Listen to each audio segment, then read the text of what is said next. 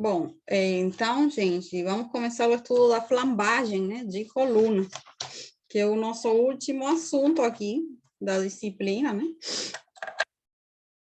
Então, vamos lá.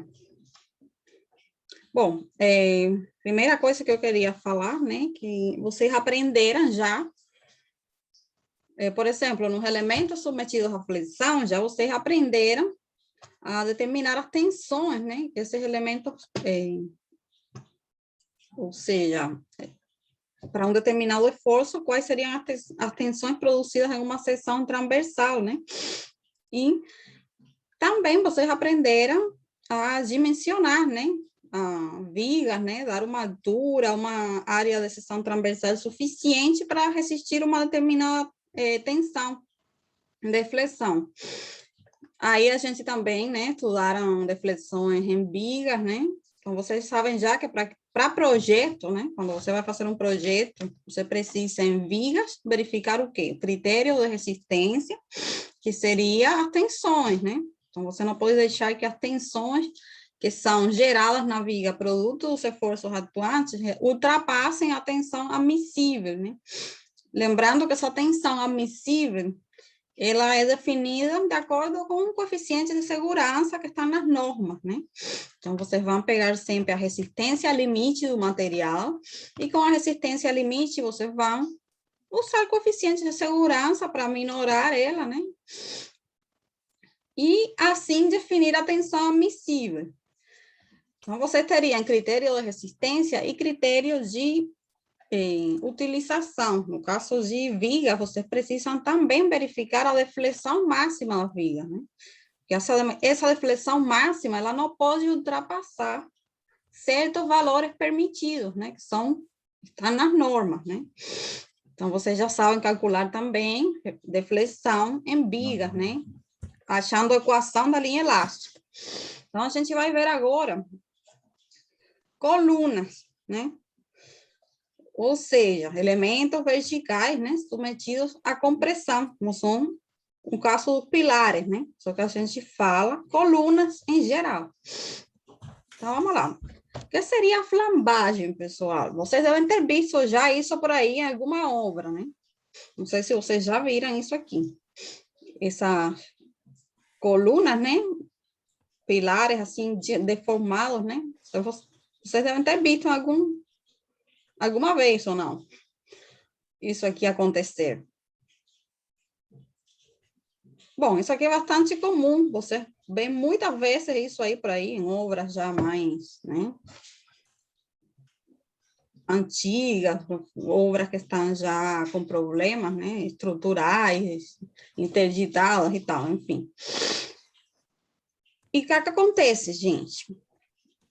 Então, as colunas, que a gente vai chamar colunas, todos esses elementos verticais que estão submetidos a reforços de compressão, né? A coluna, ela trabalha em compressão, né? O que acontece, gente? Esse tipo de elemento, ele também vai sofrer deformações. Então, vamos lá. Por exemplo, no caso das vigas, vocês já sabem, né, que ela vai fletar, né? Porque as vigas, elas trabalham a flexão, né? Então, vocês precisariam verificar aí a resistência, as tensões e as deformações da viga, né? Para comparar com os valores máximos admissíveis ou para projetar, para dimensionar as diferentes seções transversais. Mas o que acontece no caso do pilar? O pilar, ele geralmente trabalha a compressão. Por que geralmente? Porque ele pode trabalhar também a flexão, por exemplo, se você tem um prédio muito alto, né, e os pilares aqui externos, você tem uma carga de vento muito elevada, né, eles podem sofrer também flexão. Então, eles podem ser desenhados também a flexão, né? Mas são estruturas específicas, em que esse tipo de elemento é muito esbelto e a carga de vento é elevada. Geralmente, eles trabalham a compressão. Mas o que acontece aí nessa situação, pessoal? Vou mostrar um exemplinho aqui. Foi a minha régua. Vamos supor que isso aqui, gente, é um pilar, né? Uma coluna. Vamos chamar de coluna de forma geral. Ela trabalha a compressão. Mas se a carga de compressão ela for muito elevada, eu for aumentando essa carga, o que pode acontecer? Não acontece isso aqui? Vocês estão vendo? Certo. Então, uma carga de compressão pode causar essa deformação na coluna, né? Então, gente, essa deformação aí é o que se conhece como flambagem. Mas por quê? Qual a diferença? Uma carga de vento, ela pode fletar a coluna, né? Então, ela tem uma deflexão. Mas isso é devido a uma flexão produzida pelo vento, que está atuando aqui transversal. Agora, a carga de compressão, se ela for muito elevada, ela vai produzir uma coisa parecida, uma deformação parecida, né? Que a coluna ela vai perder a estabilidade. E isso seria a flambagem. A flambagem seria essa perda da estabilidade devido à carga de compressão. Especificamente, é uma carga de compressão. Então, o que acontece?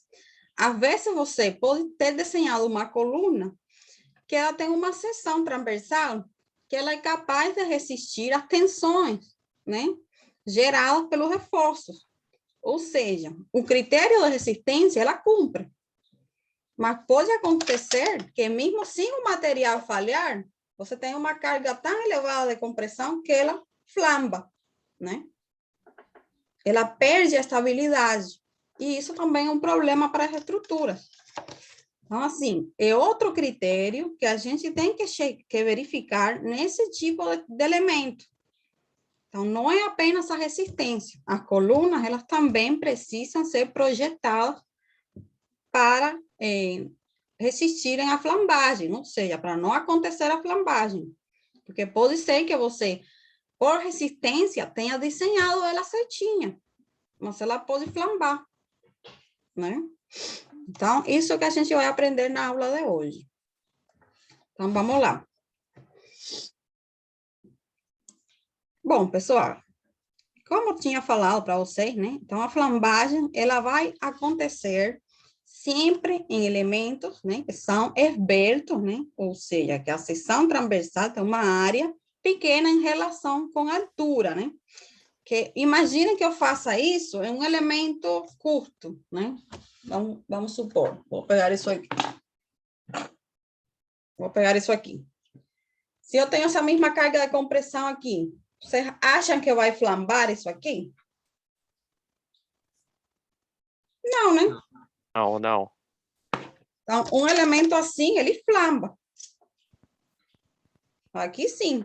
Então, esveltez não é mais do que essa relação da seção transversal com relação à altura. Quando a dimensão da seção transversal ela é muito pequena e comparada com a altura, essa peça é esvelta.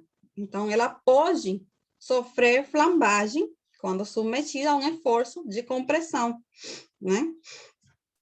Então, ela vai se formar aqui, né? Transversalmente, devido a uma força de compressão excessiva, né? Então, gente, como eu falei para vocês, isso é uma perda da estabilidade, né? A coluna, ela perde a estabilidade e flamba. Professora, então Sim. tudo vai flambar? Como assim tudo? Se você fizer uma coluna dessa daí, de todo jeito, meio que se faça o cálculo lá certinho, com o coeficiente de segurança, mesmo assim, com o passar do tempo, ela vai flambar? Ela vai Não, fazer gente, possível a flambagem não é pelo tempo, é pela carga que você coloca. Então, né? com a carga. Pode ser. Você E pode se... projetar ela para uma Aham. carga que ela não é capaz, ou seja, a carga que você está colocando de compressão, ela não é capaz de resistir na forma dela estável, né? Aí é que ela vai flambar. Então, o que vocês precisam que vão aprender a fazer aqui é determinar qual seria esse valor de carga máximo que ela pode estar Para não acontecer. submetida para não acontecer a flambagem. Tá. E outra pergunta. E se ela flambar? Tem jeito? Depois de resolver? Ou não? Bom, aí você tinha que ver o que acontece. A flambagem, Quando ela flamba, você sabe que está com uma carga excessiva de compressão. Então, o ideal é você retirar essa carga, certo? Tentar diminuir a carga. Caso ela não recupere, que ela passou do limite elástico, né? Ela fica na formação plástica e ela não vai recuperar a forma original nunca. Aí você teria que colocar um reforço na estrutura, né? Certo? Então, as opções seriam essas aí, ou tentar diminuir a carga compressiva, que pode ter aumentado por algum motivo, uma mudança de uso na estrutura, né? Uma construção de outra viga em cima, né? Ou você retira, diminui essa carga compressiva, ou você tem que colocar um reforço, aumentar a área da seção transversal, né? Ou colocar outra do lado, né, para reforçar. Mas o ideal, gente, é que você projete já o pilar, né, a coluna, com a seção transversal já necessária para não acontecer a flambagem, né? Se acontecer, já aí é outra coisa, né? A gente tem duas coisas. É o erro de projeto e tal, né? A gente tem a prevenção, né? Mesma coisa que a pessoa, né? Quando você vai no médico, você pode fazer exames preventivos, ou você fica doente e depois tem um remédio, né? A estrutura é a mesma coisa. O ideal é que você já considere no projeto, né? Tudo isso. Senão seria um erro, né? Aí depois tem como, né? Tentar consertar, mas o ideal é que não aconteça. Certo? É isso? Certo. Obrigado. Então vamos lá, gente. Bom, eu vou ficar olhando aqui meu caderno, porque eu tenho coisas aqui que não estão aí. Aí eu não quero que fique nada sem eu falar para vocês. Então vamos lá, gente. Bom. Então vamos lá. Como a gente estava falando aqui agora, isso aqui é uma perda da estabilidade, né? Então, a gente considera aqui que a flambagem é uma instabilidade elástica, ou seja, ela perde a estabilidade. Mas o que quer dizer elástica, gente? Que ela pode perder essa estabilidade antes de que o material tenha atingido a tensão de escoamento, né? Ou seja, a instabilidade elástica é que ela acontece no regime elástico. Não só no regime plástico, ela acontece no regime elástico. Certo? Então, é uma perda da estabilidade. O que isso quer dizer? Que a carga de flambagem, ela é uma coisa que precisa ser verificada independentemente, não tem a ver com o critério de resistência. Você pode ter projetado essa coluna incertinha, né? Até para ela trabalhar no limite elástico, para ela não ultrapassar a tensão de escoamento. Mesmo assim, se ela não ultrapassar a tensão de escoamento, você pode ter uma carga aqui que gere flambagem. Porque isso depende da relação, né, da seção transversal com a altura da coluna, depende das vertentes da coluna. Certo? Então, vamos lá.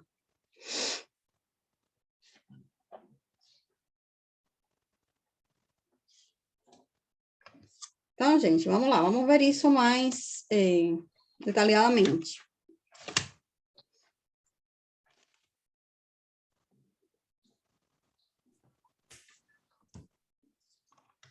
Bom, para vocês entenderem um pouquinho o que seria o conceito de estabilidade, né? Esses desenhos aqui, eles são clássicos, ou seja, eles aparecem em toda a literatura de flambagem, né? Vai aparecer esses desenhos aqui, porque um exemplo ilustrativo simples para que vocês consigam entender o conceito de estabilidade. Por exemplo, para estruturas que estão em equilíbrio, né, que vocês desenham para a estrutura estar em equilíbrio estático, né? Ou seja, para ela ficar um equilíbrio estático e para que as tensões produzidas no material não ultrapassem as tensões admissíveis, né? Então, vamos lá. Dentro desse equilíbrio estático, a gente tem o equilíbrio estável e o equilíbrio instável. Então, o que seria o equilíbrio estável? Esse caso aqui, né? Representado aqui pela letra A. né? Isso quer dizer o quê? Que se o sistema ele sofrer uma perturbação, né, no estado dele, depois de eliminar essa perturbação, né, retirar a perturbação, o sistema ele vai voltar ao estado inicial, né? Então, nesse caso, o sistema é considerado estável. Observem aqui esse caso aqui da bolinha. Se você aplica uma perturbação, movimenta ela para um lado, ela vai voltar para cá de novo, certo? Você pode empurrar a bolinha aqui para a queda, para a direita, que ela vai tender a recuperar aqui a posição original. Concorda? O que acontece aqui no caso B? Se você empurrar essa bolinha para a esquerda ou para a direita, ela vai, cai e não volta mais. Certo? Certo. Então, aqui isso seria equilíbrio instável, né? Ou seja, você aplica uma perturbação aqui nesse estalo aqui, mesmo você retirando a perturbação, o sistema ele não vai voltar para o estado inicial, né? Então, nesse caso, é um equilíbrio instável. E a gente tem também equilíbrio neutro, né? Seria esse aqui. Isso aqui é neutro. Certo? Uma linha reta, então, aí não faz diferença nenhuma se eu aplicar perturbação ou não. Certo? Deu para ilustrar com esses desenhos aqui? Os conceitos, né? Então, esses seriam os conceitos. Então, vamos lá. Então, vamos lá, pessoal. O que acontece no caso da coluna, né? A gente vai ter uma carga aqui de compressão, né? O que acontece no caso de eu ter, aqui é o diagrama de corpo livre, né? Eu teria uma reação aqui oposta, né? Então, essa coluna está trabalhando em compressão. Se eu for aumentando esse valor, né? Ou se esse valor for um valor tal, né? Que ela deforma, dessa forma aqui, como eu mostrei para vocês com a régua, né? Ela pode perder a estabilidade, certo? Que é o que se conhece como flambagem. Então, eu teria nesse caso aqui que ela vai ficar retinha, né? Coincidindo aqui o eixo da aplicação da força com o eixo central do elemento. E aqui vai acontecer uma perda da estabilidade, né? Ou seja, ela vai deformar. Então, o que a gente precisa determinar? Qual seria esse valor de carga tal, né? Que se eu aplico uma carga um pouquinho maior, acontece a flambagem. Então, eu preciso determinar qual seria esse valor de carga, né? Tal que eu posso aplicar até no máximo esse valor de carga compressiva para que a coluna não perda a estabilidade. Então, vamos lá. Para fazer isso, gente, a gente vai usar um modelo aqui que se chama de coluna ideal. Que seria um modelo de coluna ideal, né? A gente se baseia em modelos que são ideais, como diz né, o nome aqui. Então, a gente vai assumir que essa coluna, ela está perfeitamente reta antes do carregamento. Por quê, gente? Porque não é perfeitamente reto, né? Mas a gente assume que é perfeitamente reta. Certo? Vamos assumir também que o material aqui é homogêneo e que a carga ela está aplicada aqui através do centroide da seção transversal. Ou seja, a carga de compressão ela está aplicada no centroide. Esse seria o modelo ideal, porque vocês sabem que muitas vezes isso não acontece. A carga ela não fica exatamente no centroide, né? Ela pode ficar com excentricidade. Então, nesse modelo de coluna ideal, a gente tem essas hipóteses aqui. O que mais? Que o comportamento é linear e elástico, né? Ou seja, a gente vai estar no limite, na parte elástica, certo? A curva tensão-deformação.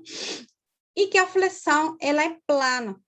Ou seja, a flexão vai acontecer aqui em um plano, tá? E ela não vai sair desse plano. Então, essas são as nossas hipóteses aqui de coluna ideal. Então, vamos lá.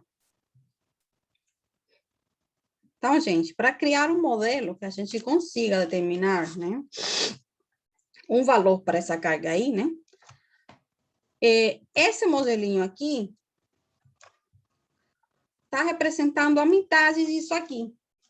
Vamos lá, eu vou supor que aqui a gente tem uma mola nesse ponto C, né? A gente vai supor que tem uma mola aqui no ponto C, né? E que é uma mola esticada, certo? Então, gente, isso por quê? Porque eu sou um modelo, né? Um modelo para a gente fazer análise. Eu posso assumir que isso aqui é uma mola, né? Então, eu vou pegar esse pedacinho aqui, que seria essa situação aqui. Então, a gente tem aqui uma coluna biarticulada, né? Essa coluna aqui é biarticulada. E eu trouxe para cá esse pedacinho, e esse comprimento, ele aqui, minúsculo, está representando a metade disso aqui. Por que eu estou explicando isso, gente? Porque no livro está feita essa análise com toda essa coluna, né? Só que eu peguei esse aqui porque eu acho que é mais fácil para vocês entenderem. Então, eu peguei a metade só, porque a outra metade é simétrica, certo? Então, a gente vai supor que temos uma mola aqui, naquele ponto C. Então, se eu aplicar uma carga aqui, P de compressão, o que acontece, gente? Vamos lá. Bom, se a carga for tal valor de carga que essa coluna deforme, né? Que aconteça essa flexão plana aqui. Eu estou assumindo que isso aqui vai trabalhar como uma mola, né? Então, essa deformação, eu vou assumir que vai ser uma mola aqui, elástica, né? Então, que força seria gerada aqui? Bom, se a deformação for para esse lado aqui, né? A deformação, ela está nessa direção, ela se esticou aqui para o lado direito. Então, a força da mola, ela se opõe a essa mola, tá? Então, eu vou ter uma força tentando equilibrar o sistema, que vai valer quanto? A força da mola é constante da mola, né? Pela deformação. Então, qual seria a deformação aqui, gente? A deformação aqui foi chamada de delta, esse pedacinho aqui, né? Que foi o quanto essa coluna saiu aqui do seu eixo, né? Porque ela se deformou aqui no ponto de máxima deformação. Então, como é que a gente determina? Bom, como ela está aqui deformada, ela vai ter esse ângulo θ, né? Que ela faz com o eixo original, com o eixo vertical. Só que, como isso aí, gente, a gente está trabalhando com pequenas deformações, né? Esses ângulos, eles são muito pequenos.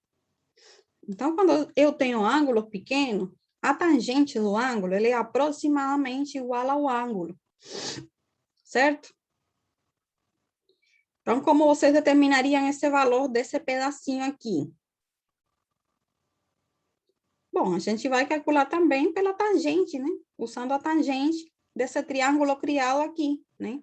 Então, a gente vai ter tangente de θ pela distância L, que vai ser esse pedacinho aqui, o valor de delta, né? Então, quanto que vale delta?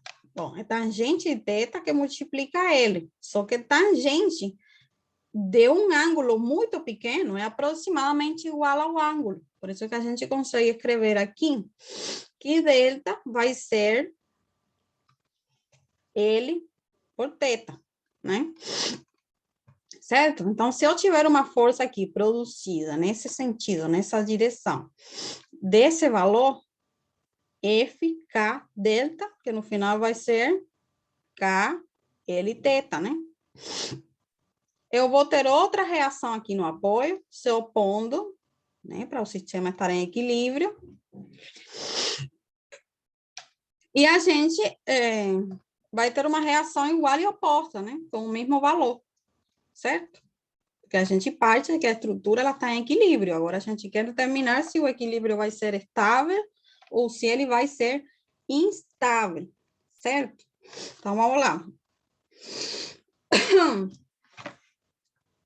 Então, gente, o que acontece aqui? Eu vou anotar as coisas aqui para vocês. Bom, vocês vão ter essa força aqui, F, né? Que vai ser a força da mola e uma reação aqui, né? Igual e oposta. Então, vamos lá. Eu tenho a força aqui também compressiva, P. Certo? Então, você vê o seguinte, gente. Você vai ter dois momentos aqui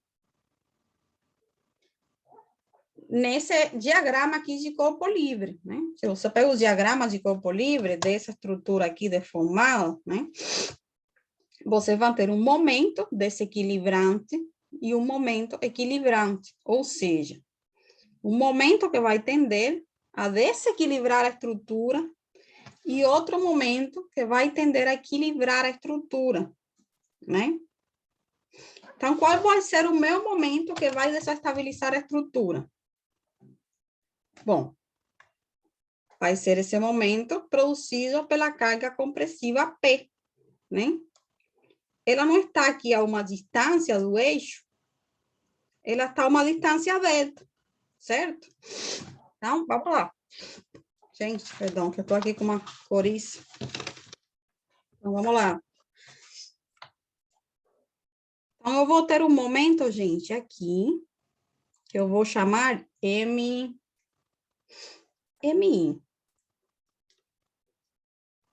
Vou chamar MI, vou chamar de alguma forma, que vai ser o meu momento desestabilizador, que ele vai ser o quê?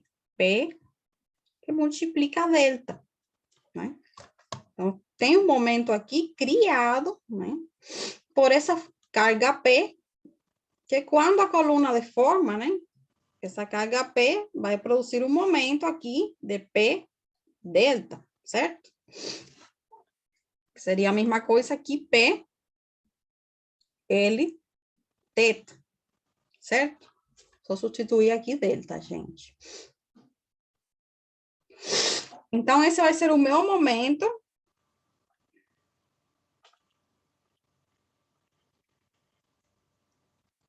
desestabilizador. Opa!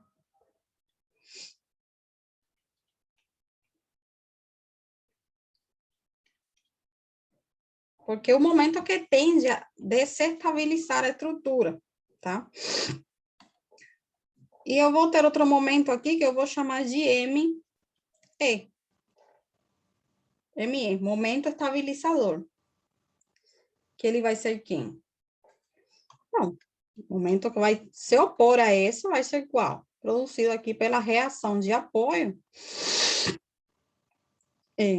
multiplicado por ele, né? Certo? Então, o momento que estabiliza vai ser K, L, teta, que multiplica L.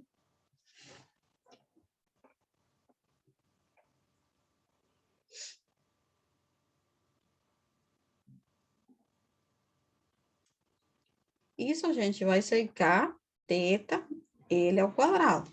Concordam?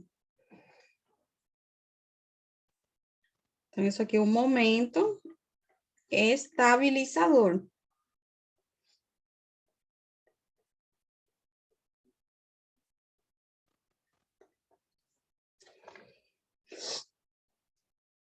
Isso aqui ficou claro, gente?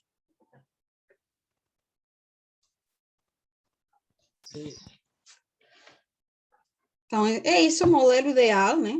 Então, a gente está assumindo aqui uma mola, que é imaginária, né? E, considerando a força dessa mola, a gente tem essa reação aqui. Então, beleza, analisando o equilíbrio aí dessa coluna já deformada, eu vou ter o momento desse estabilizador, que vai ser P delta. E o momento estabilizador, ele vai ser a reação, que vai ser KL teta, pela distância L, né? Então, certo. Então, vamos lá. Então, vamos lá, gente. O que eu posso concluir disso aqui? Se eu tenho um momento desestabilizador e eu tenho um momento estabilizador, quais são as possíveis condições que eu posso ter? Condições não, situações. Se o momento I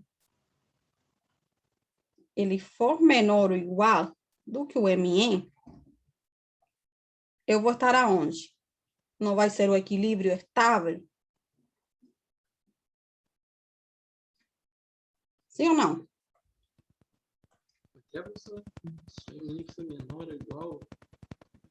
Se o momento que desestabiliza é menor ou igual do que o momento que estabiliza, eu não vou estar no equilíbrio estável?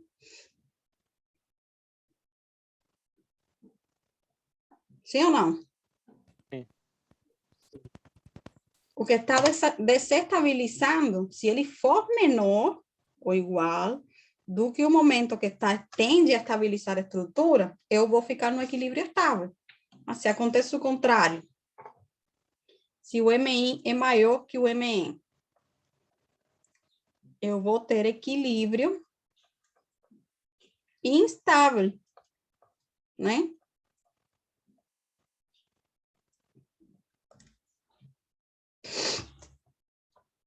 Então, gente, como que a gente acha esse valor de P?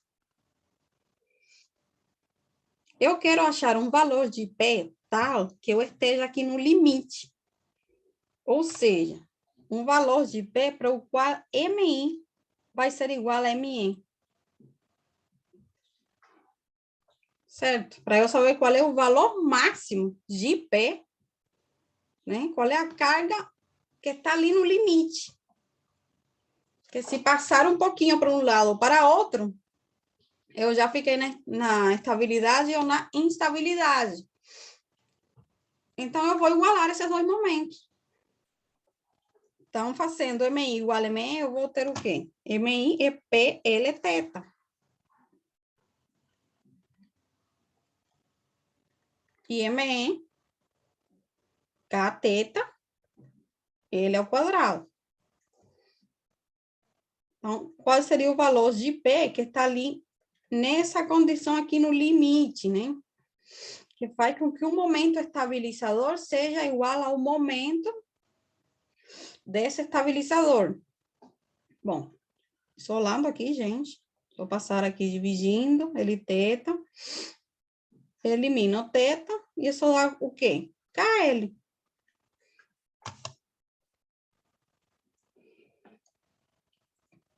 Certo? Então, P vai ser igual a KL. Nessa situação que eu achei aqui. Né?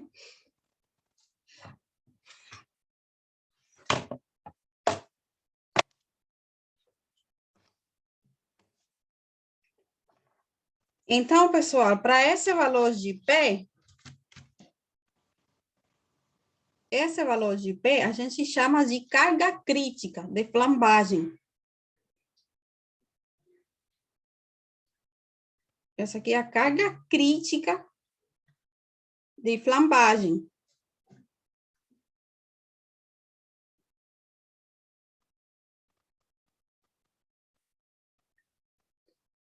Que ela aparece na literatura com essa nomenclatura aqui. P crítica. Então, quando você veja essa simbologia aí, essa nomenclatura, é a carga crítica de flambagem.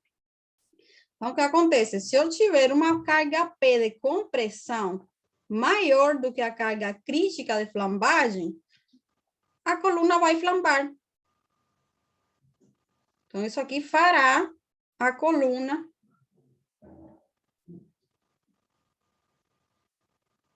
flambar.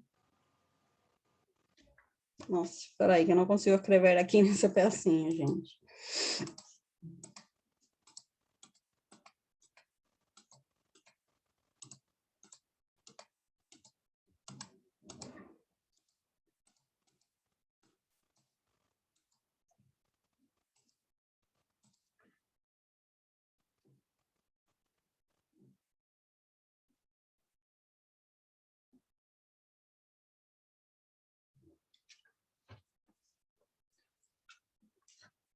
Então, gente, o que vocês precisam verificar na flambagem? Para cada coluna que vocês estejam projetando, você tem que achar qual seria essa carga crítica, conhecida também como P crítica na literatura, né? Então, quando vocês escutam P crítica, é carga crítica de flambagem. Então, essa carga define o quê? Para qualquer P que for maior do que ela, a coluna vai flambar. Certo? Então, essa carga vai dizer para você qual é o máximo da carga de compressão que essa coluna pode suportar para ela não flambar. Certo? E essa análise vem daí, né? De assumir esse modelo de coluna ideal. Então, vamos ver agora. Vamos ver agora como é que a gente acha, né? Como calcular essa carga aí com valores, né?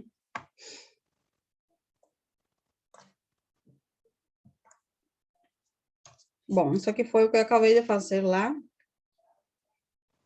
Então, aqui já está mais bonitinho para que fique para vocês, né? Eu fiquei explicando aqui, mas seria isso que eu expliquei aqui, né? Então, a carga crítica vai ser definida aí por PCR, né? Carga crítica da flambagem. Então, vamos lá. Essa carga crítica, ela está definindo o quê, gente? O ponto aqui de equilíbrio neutro, que é conhecido como ponto de bifurcação. Por quê? Se eu tiver uma P menor que a carga crítica, uma carga aqui de compressão menor que a carga crítica, a coluna ela vai estar em equilíbrio estável e vai ficar na posição reta, né? Se P for igual à carga crítica, o que é que vai acontecer? Seria esse caso aqui, que vocês viram, né? Tá molinha. Eu posso ter a coluna levemente deformada, mas ela continua em equilíbrio. Certo? Então, aqui, nessa situação, em que a carga seja a carga crítica, a coluna, ela vai estar em equilíbrio, né? E pode ficar na posição reta, como um pouquinho deformada, né? Mas vai continuar em equilíbrio, estável, né? Agora, se P for maior que a carga crítica, a coluna já vai para o equilíbrio instável, né? Certo? E ela vai flambar de acordo com a menor inércia. Só faltou aqui colocar a menor inércia.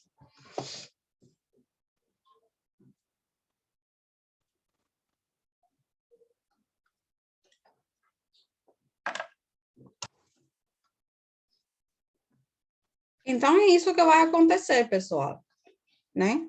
Então, a carga crítica, ela é um valor importante que vocês precisam determinar para verificar a flambagem de colunas, né?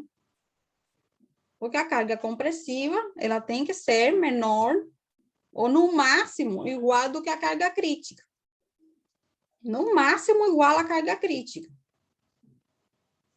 Certo? Porque se ela passar essa situação aqui, ela vai para o equilíbrio instável, ou seja, ela não vai recuperar mais a posição original, vai ficar deformada, né?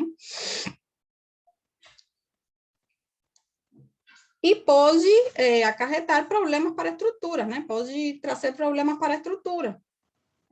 Que pode perder a estabilidade de vez, né?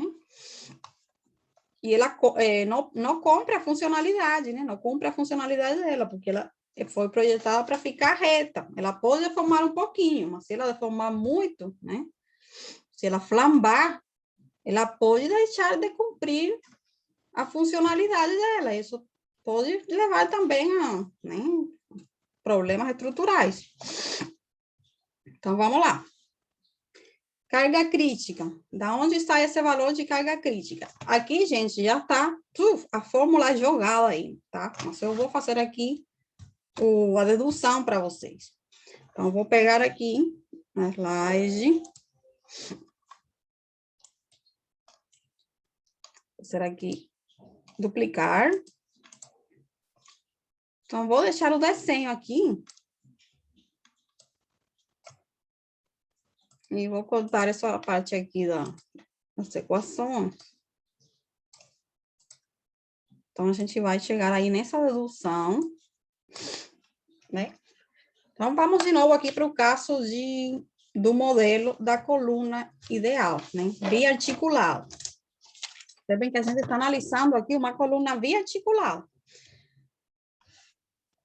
Então, vamos lá, gente. Se a coluna, ela deforma, né? Vocês não aprenderam a calcular a equação da linha elástica para vigas? Então, vocês podem calcular também a equação da linha elástica nessa situação aqui, né? Eu não tenho também uma deformada, só mudou a direção, mas tem uma deformada aqui também, uma deflexão, certo? Então, a gente pode aplicar aqui, né, a equação da linha elástica, da mesma forma que para a viga, né? Para descrever aqui, para achar as deflexões, esses valores de Y. Então, vamos lá. Então, gente, eu vou colocar aqui que esse pontinho vai ser a minha origem de coordenadas. Opa, não estou escrevendo aqui, não. Então, eu vou ter aqui a minha origem de coordenadas, né? Então, para cá, eu vou ter meu eixo X, né? Para cá, eu vou ter o eixo Y. Certo? E eu tenho uma carga P aqui de compressão. Então, vamos lá. A gente quer achar aqui agora a equação da linha elástica. Então, vamos lá. Lembrando, a equação da linha elástica era a segunda derivada de Y dx quadrado, certo?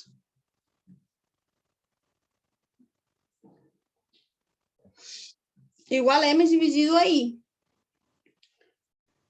Certo? Essa era a equação diferencial da linha elástica. Então, vamos lá. Bom, se a gente faz agora aqui um cortecinho, né? Para a gente achar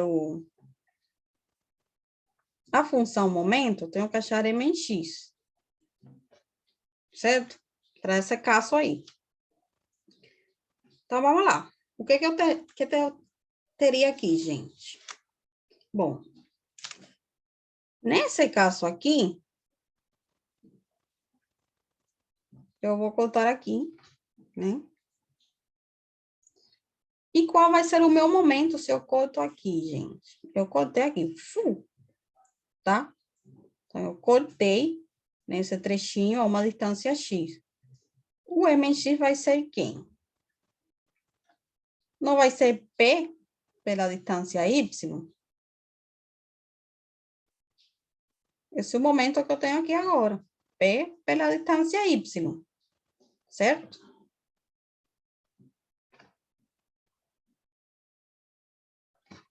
Então, esse vai ser o meu momento.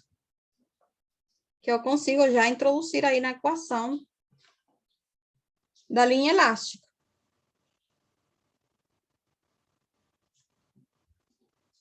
PY que divide EI.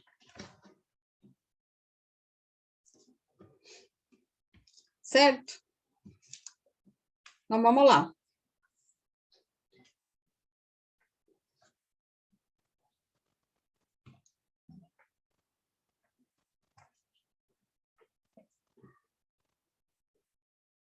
Gente, não sei como eu consigo movimentar isso aí. Acho que não tem como.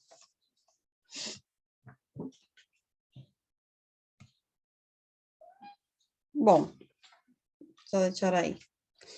Então, seria essa equação da linha elástica, né? E aqui, no caso,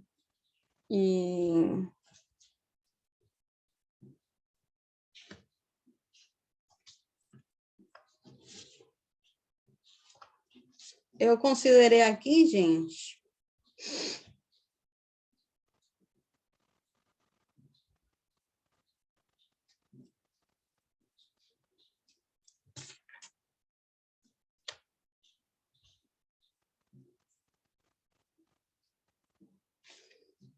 eu considero aqui um ponto Q, né?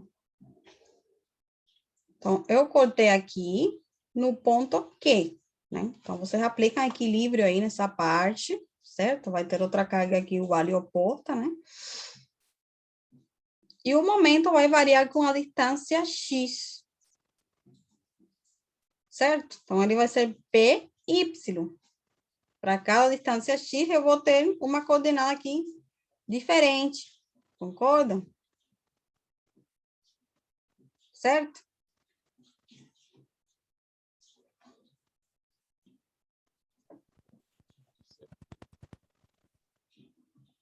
Então, vamos lá. Então, gente, essa equação vai virar o quê? Substituindo isso para o outro lado,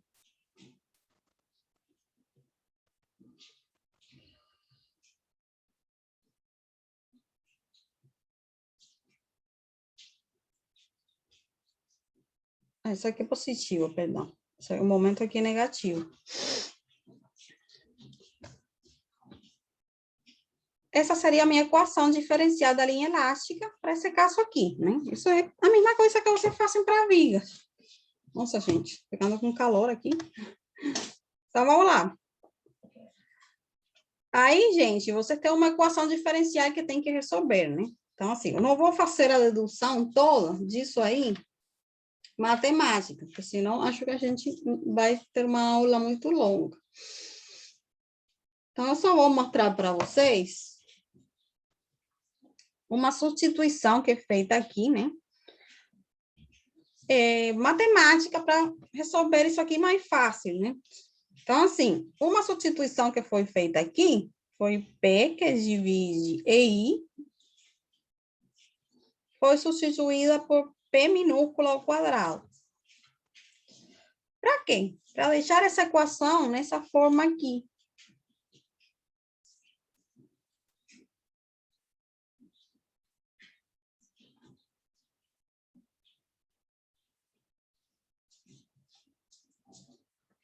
Certo? Para deixar a equação nessa forma aqui. Que a gente tem uma solução conhecida, né? Você tem que lembrar de matemática, né? De cálculo. Então, qual seria a solução desse tipo de equação aí? Não sei se vocês lembram desse tipo de equação, né?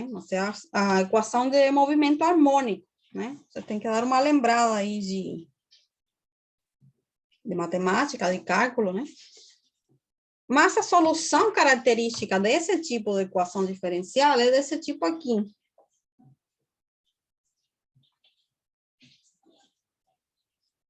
A seno de px, né?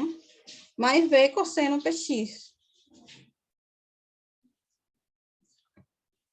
É a solução típica da equação de movimento harmônico. Então, o que a gente faz? Bom, primeiramente, a gente vai achar esses coeficientes ali, A e B, né? Quem seriam esses coeficientes? E para isso, a gente usava o quê? Condições de contorno, lembra? Então, aqui eu tenho que em x igual a zero, quanto que vale a deflexão? Ela vale zero, né? A mesma coisa das vigas. Como tem articulações nos extremos, né? Então, eu vou ter aqui em x igual a L, também y igual a zero, né? Então, se eu avaliar isso nas condições de contorno, vou colocar aqui, para x igual a zero, vocês vão ter o quê, gente? Y igual a zero. Então, se vocês avaliam aqui nessa solução desse tipo de equação, eu vou ter o quê? Zero, né?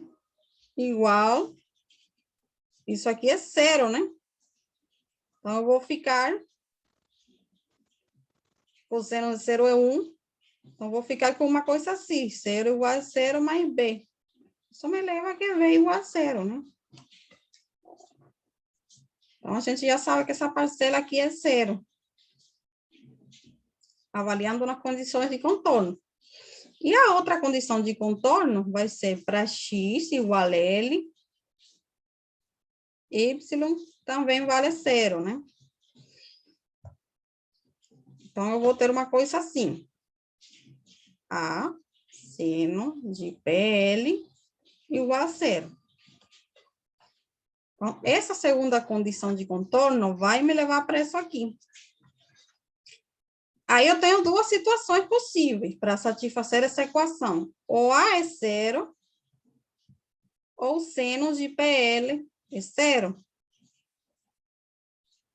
Concordam? Para satisfazer essa equação aqui, ou essa parte é zero, ou essa parte é zero. Só tem essas duas possibilidades. Só que se A for zero, o que acontece, gente? Se A for zero, Y é sempre zero. Se Y é sempre zero, quer dizer o quê? Que a coluna, ela está reta, né? Então, ela estaria na posição reta. Estaria naquela situação de equilíbrio estável, né? Então, a outra condição que eu tenho é que seno de PL seja igual a zero, que seria a condição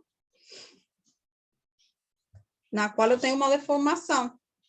Eu posso estar em equilíbrio estável, mas também posso ter uma deformação, né? Se a carga P é igual a P crítica, ela pode estar levemente deformada, mas em equilíbrio estável, né? Então, eu posso ter essa condição aqui de PL igual a zero. E nesse caso aí, gente, para que seno de PL seja zero, a única solução possível é que PL seja igual a NΠ, né? Para que o seno disso aqui seja zero, eu tenho que ter PL igual a NΠ. Certo? Então, essa seria a única solução possível para essa equação ali, certo? E o que a gente faz agora? Substituir isso aí, né? A gente vai substituir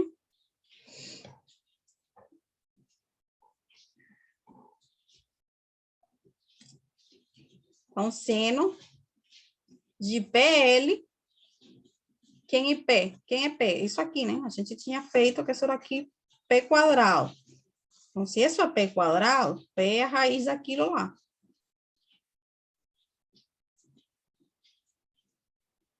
Então, tudo isso aí multiplicado por L igual a zero. Certo?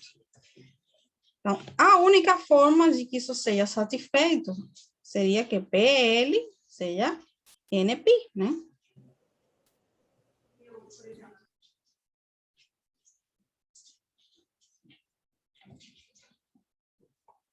Então, gente, eu não tenho aqui uma igualdade para encontrar o valor de P. Então, é só a gente isolar aqui, né? Achar P. Então, se a gente elevar ambos membros ao quadrado, né? Dessa igualdade aqui, para achar P, eu vou chegar nisso aqui. P vai ser o quê, gente? N quadrado, I quadrado, né? E I dividindo ele ao quadrado.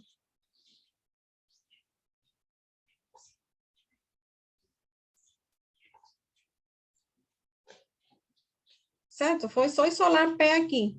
Como que eu isolo P? Bom, eu elevo ambos os membros ao quadrado, por isso aqui fica ao quadrado, ao quadrado, ao quadrado, para eliminar essa raiz. E aí, isolar P, né? Passar aí para o outro lado e dividir por L quadrado. Então, fica isso aqui.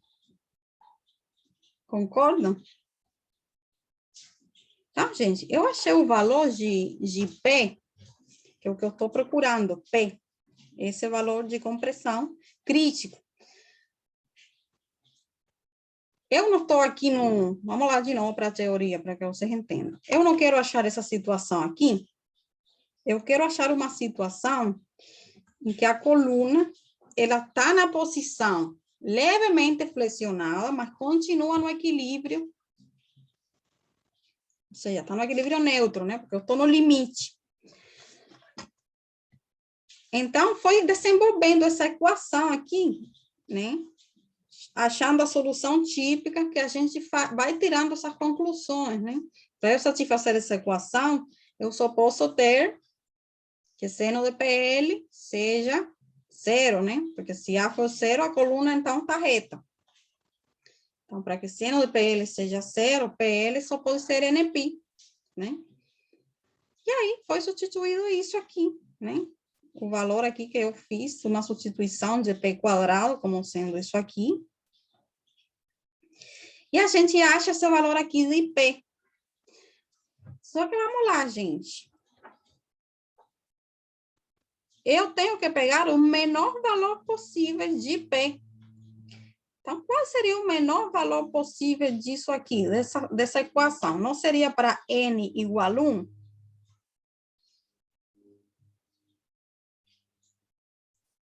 Eu tenho que pegar o menor valor possível, né? Que eu estou achando o limite. É a carga crítica, a carga P igual a carga crítica. Então, é a menor carga P possível. Que eu só vou ter fazendo N igual a 1 aqui. Então, qual vai ser a fórmula da carga crítica? Π quadrado e I dividindo ele ao quadrado. Fazendo N igual a 1. Isso aí, gente, é essa fórmula que já estava aqui, tá? Só mostrei para vocês da onde sai isso, né? Fazendo essa análise aqui da equação da linha elástica, né? Então, isso sai daí. Mas o que interessa, pessoal, é essa fórmula aqui, tá? Então, essa é a carga crítica de flambagem, que também é conhecida como carga crítica de Euler, né?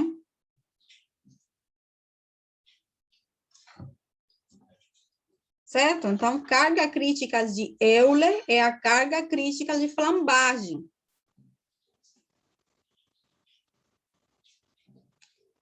E essa é a fórmula, gente. Então, vocês têm que aplicar isso aí. Essa formulação aí para achar a carga crítica. Então, vamos lá, vamos continuar aqui.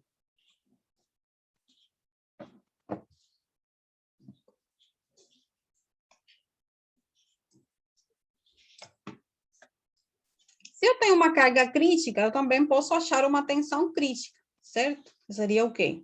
Carga crítica dividido pela área, né? Então, essa aqui seria a tensão crítica de flambagem, né?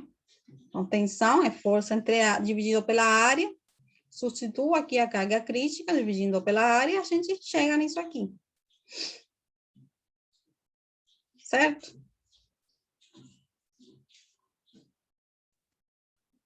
E então, o que mais? A gente pode também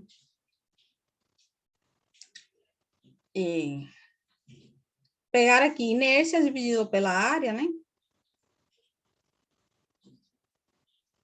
E substituir pelo raio de giração. Porque o raio de giração, se vocês lembram quando vocês estudaram isso lá em mecânica, né? Era a raiz de inércia dividida pela área. Então, o raio de giração ao quadrado, né? Vai ser inércia dividida pela área. Certo? Então, quem é a inércia? Dessa igualdade aqui, gente, a inércia aqui eu posso substituir, então, pela área, raio de giração ao quadrado. E reescrever essa equação dessa forma aqui. Opa!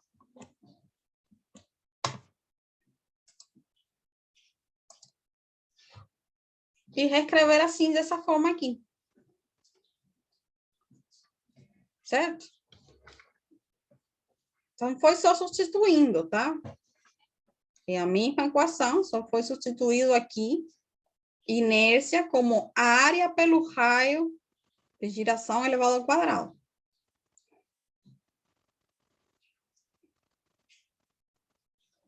Então, pessoal, outra substituição aqui que a gente pode fazer. Vamos lá, deixa eu mostrar para vocês da onde que saiu isso aí, gente.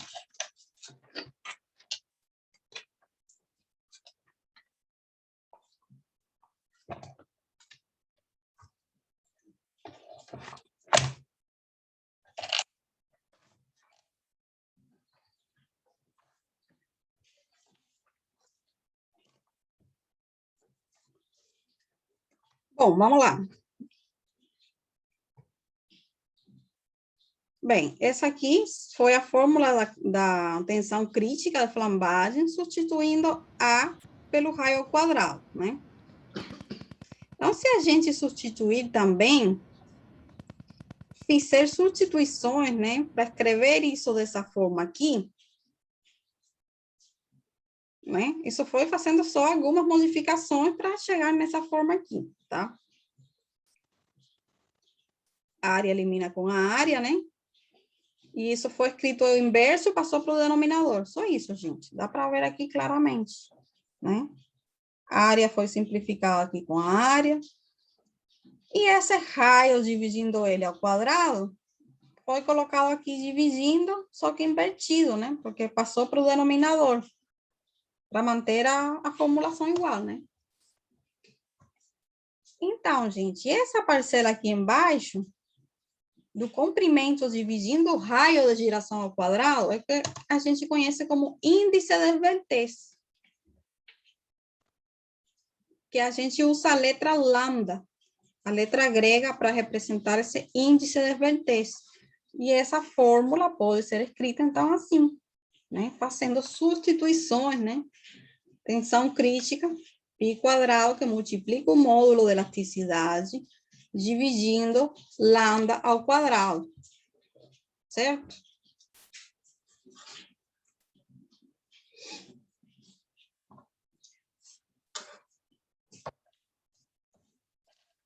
É isso, gente.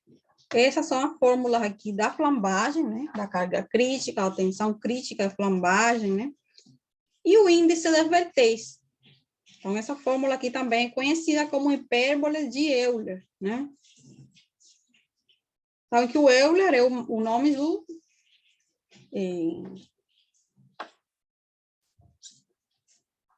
É o nome do pesquisador, que deu o nome para a fórmula, né? Que encontrou o valor da carga crítica, e por isso tem o sobrenome dele. Certo? Mas é também tensão crítica de flambagem e carga crítica de flambagem. Pronto, gente. Então, essas são as formulações. O que é que a gente vai fazer?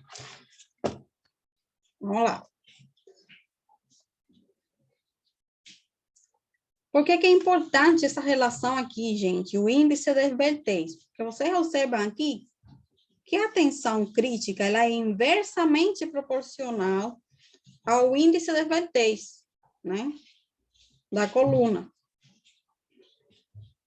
Então, por exemplo, aqui, o gráfico da tensão crítica, ele foi aqui desenhado em função da relação L dividindo R, né?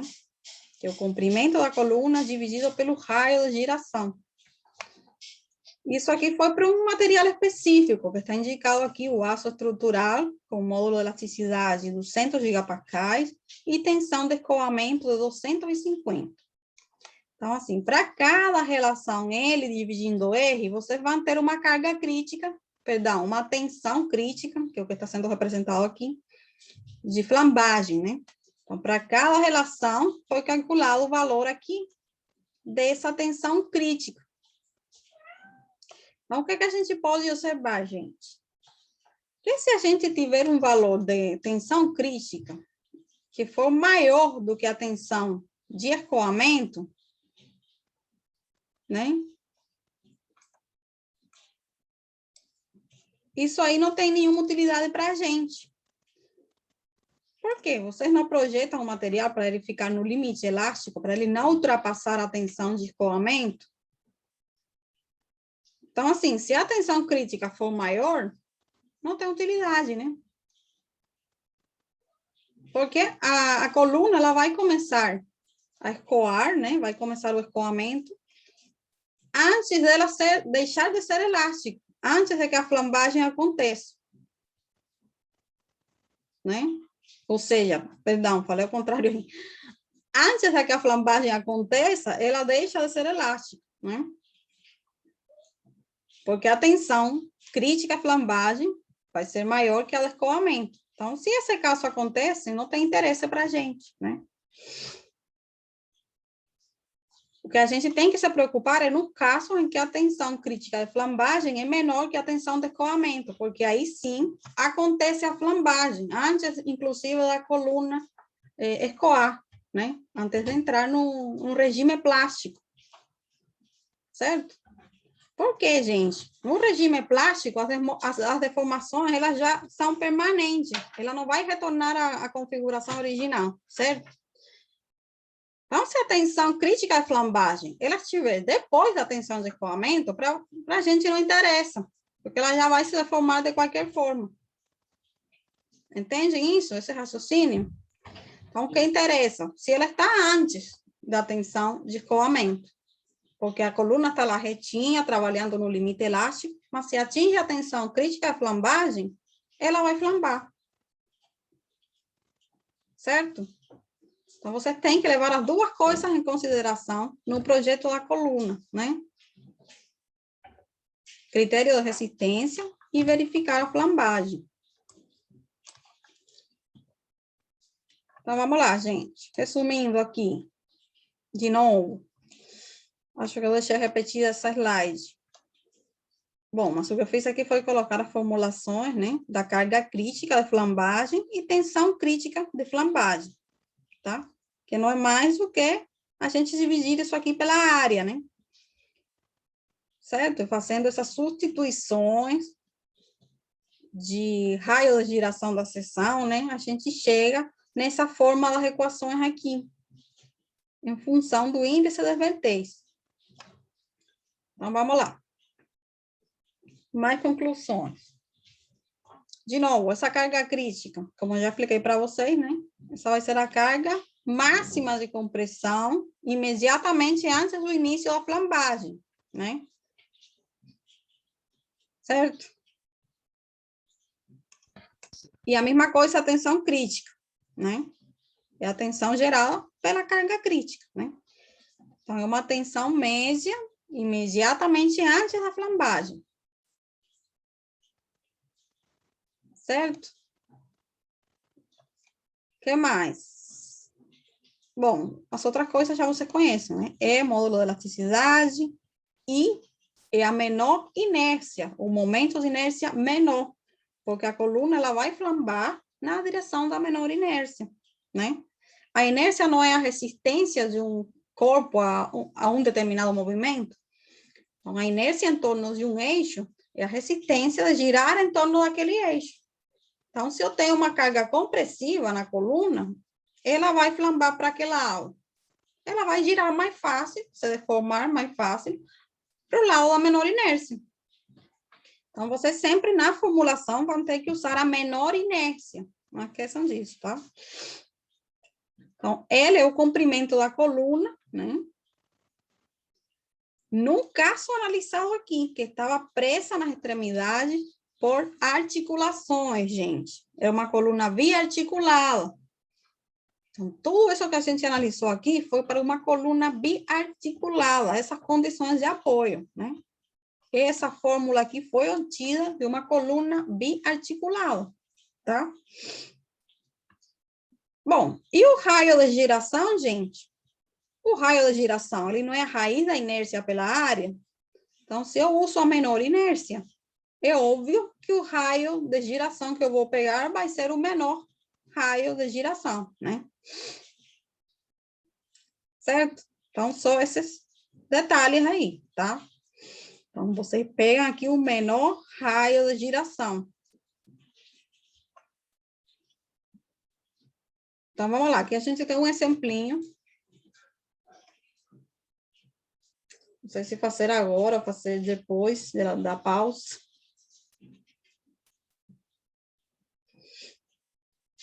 Pô, dá uma pausa aí. Tô cheio de fome. Então, vamos dar uma pausa para que vocês não fiquem tão cansados e aí assimilem melhor o exercício. Ele não é tão grande, não. 10 minutinhos aí. Melhor, melhor. Empurrar o bucho aqui rapidão. Então, gente, são 8h25. 15 minutinhos, tá bom? Tá ótimo. Para ir na cantina, professor. Oi? Para ir na cantina, igual o Joda fala. Vou ali rapidinho na cantina ali da faculdade. Tá, então 8h40 a gente já volta e fazemos o exercício. Tá bom, beleza. Certo? Até daqui a pouco, gente. Aula de novo. Não, mentira. Pois é. Então, gente, eu só vou passar por cima para que fique aqui na gravação, né? O mais importante. Que o mais importante, o que é? Essa parte aqui, né? Das condições de apoio. Então, para essas outras condições de apoio, gente, você vai usar a mesma fórmula de Euler para a carga crítica, só que vai mudar aqui o comprimento de flambagem, né? Ele vai mudar de acordo com as condições do apoio. Então, vocês vão sempre na tabelinha e procuram esse coeficiente aqui. Coeficiente K vale 2 para o caso dessa coluna aqui em gastagem livre. 1 para o caso da via articular, que foi o que a gente deduziu, 0,6 aqui para articular e engatal, e 0,5 para a coluna biengatal. Então, vai mudar isso aqui, gente. Isso aqui, já repeti várias vezes, né? Vou continuar repetindo, porque isso aqui é o mais importante, né? Quando vocês vão usar essa fórmula aqui de Euler para calcular a carga crítica, esse comprimento aqui, gente, é comprimento de flambagem. Então, no exercício que a gente fez, ele foi o comprimento total da coluna, porque a gente estava nesse caso aqui, que ele vale 1, o coeficiente, né? Comprimento da flambagem aqui era L. Por isso foi que a gente usou L no exercício, porque era essa situação aqui. Se fosse outra, a gente não usaria L, usaria o coeficiente correspondente, multiplicando por L e elevando ao quadrado. Isso aí ficou claro? Isso aí tem que ficar claro, gente, é o mais importante. Bom, então, gente, agora tem outro exercício aqui, mas eu vou deixar para a semana que vem, porque não dá tempo. A gente não vai conseguir fazer em... Só se eu fizer correndo, mas aí vocês não vão entender direito, né? É melhor fazer semana que vem. Semana que vem. Isso aí vamos fazer semana que vem e ver a última parte aqui da flambagem, que seria... Eu vou mostrar para vocês agora a continuação. Bom, não vou deixar aí, gente, porque para não ficar confundindo vocês, tá? A gente semana que vem continua com essa parte aqui, faz esse exercício aí, e depois vamos ver outro exemplo de flambagem, quando essa carga aqui ela não está centrada, quando ela está excêntrica. Então, gente, eu só queria falar aqui rapidinho essa questão aqui das não linearidades geométricas, que é o que acontece no caso das deformações. Vocês aprenderam lá em isostática, né? Cálculo de diagramas de momento fletor, que se você tem uma coluna ou uma viga, né?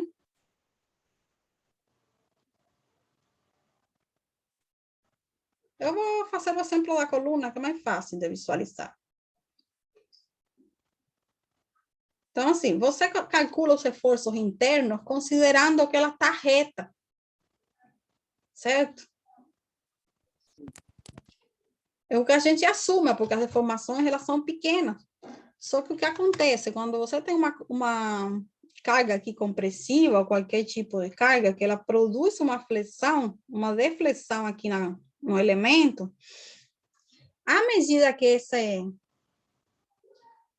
eixo ele deforma, essa excentricidade aqui, que saiu do eixo, ela vai produzir também um momento, né?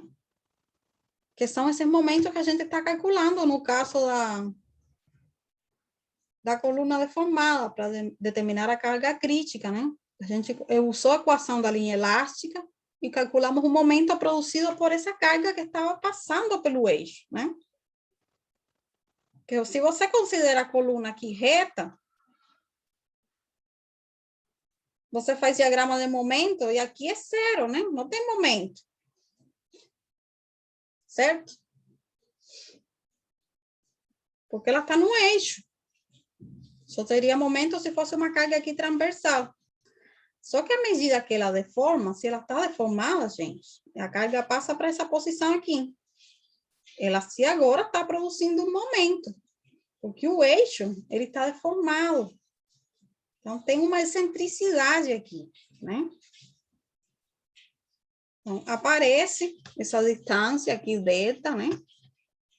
E ela começa a produzir aí esforços, que são chamados de esforços de segunda ordem, né?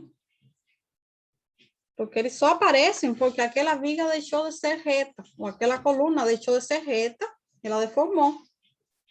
Então, aqueles diagramas que você calculou assumindo a estrutura reta, eles são uma aproximação. Quando a estrutura ela deforma, aparecem aí esse efeito de segunda ordem. Certo? Só que o que acontece, gente, na prática, no cálculo, mas a gente fazendo em exercícios acadêmicos, que você faz cálculos aí na mão, ou com a ajuda de calculadora e programinhas, mas você fazem ali. Você não tem como incluir esse efeito, porque a matemática por trás disso é muito complicado.